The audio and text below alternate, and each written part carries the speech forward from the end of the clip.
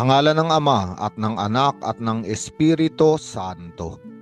Panginoon, isugo mo ang iyong Espiritu at pagpanibaguhin mo ang muka ng aming mundo.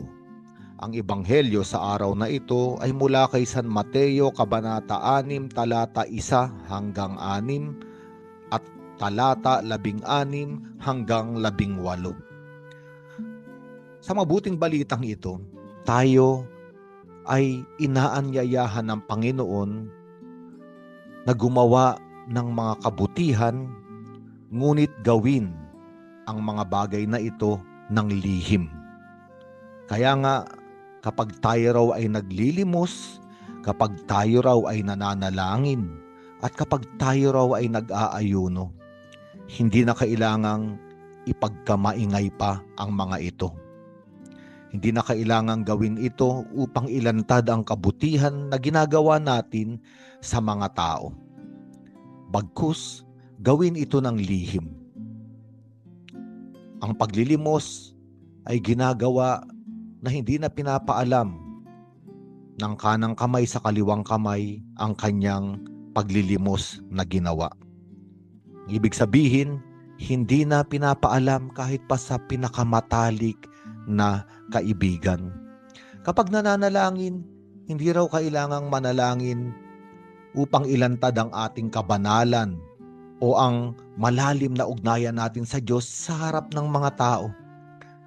Mabuti raw na manalangin ng lihim sa isang silid. Hindi pinagkakamaingay, hindi ipinagmamalaki ang lihim na ugnayan natin sa Diyos. Kapag nag-aayuno raw ay mag-ayos, maglinis, upang wag magmukhang kaawa-awa, nanghihina dahil hindi kumakain. Ang totoong pag-aayuno ay pag-aayuno raw bilang sakripisyo at pag-aalay ng lakas natin sa Diyos. At ito ay ginagawa ng tahimik.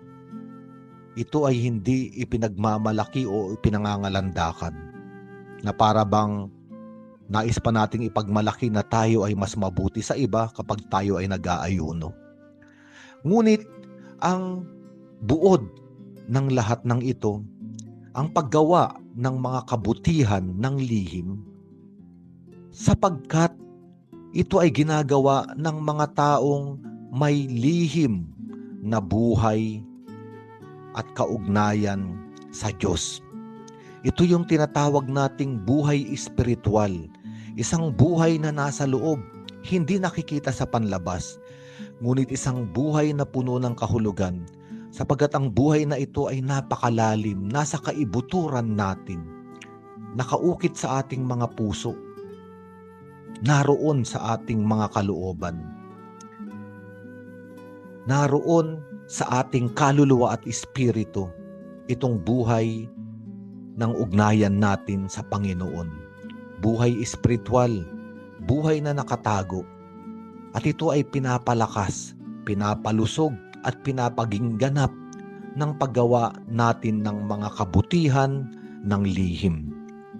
Sa daigdig natin ngayon, sa kultura ng lipunan, paulit-ulit nating nakikita na ipinapalabas, ipinapahayag, isinusulat, mga larawan na ipinapakita sa lahat na punong-puno ng mga taong gumagawa ng kabutihan upang umani ng papuri. Sinabi ng ating Panginoong Jesucristo, kung ito lamang ang layunin o intensyon ng tao, kaya siya gumagawa ng kabutihan, ay tinanggap na raw ng nilalang na ito ang gantimpala. At ang gantimpalang ito ay gantimpalang makalupa.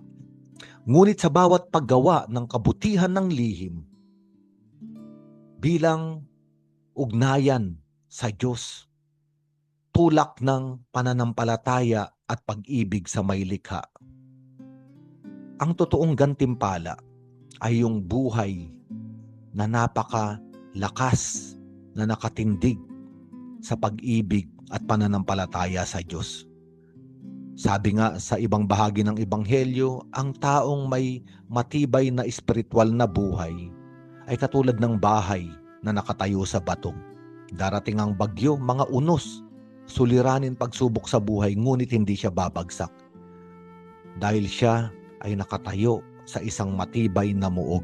At ito ang ugnayan niya sa Panginoon. Ito ang gantimpala ng mga taong gumagawa ng kabutihan ng lihim, sapagkat napapalakas ang ugnayan at relasyon, pananampalataya, pananalig ng nilalang na ito sa poong may kapal. Kaya nga, totoo, may mga kaligayahan o makalupang kasiyahan ang tinatanggap ng mga taong pinupuri dahil inilantad nila at inihayag ang ginawa nila ng lihim sa mundo natin ngayon. Ngunit hindi sila dapat kainggitan, sapagkat ang totoong kaligayahan ay hindi na kailangang ipangalandakan. Ang totoong kaligayahan ay yung kaligayahan na napakatamis na nasa ating kalooban. At ito ay nararanasan ng isang taong may malalim na ugnayan sa ating Panginoon. Kaya nga, sa araw na ito, inaanyayahan tayo ng Diyos gumawa ng kabutihan. Dapat gumawa ng kabutihan at gawin ito ng lihim. Sa ngalan ng Ama at ng Anak at ng Espiritu Santo.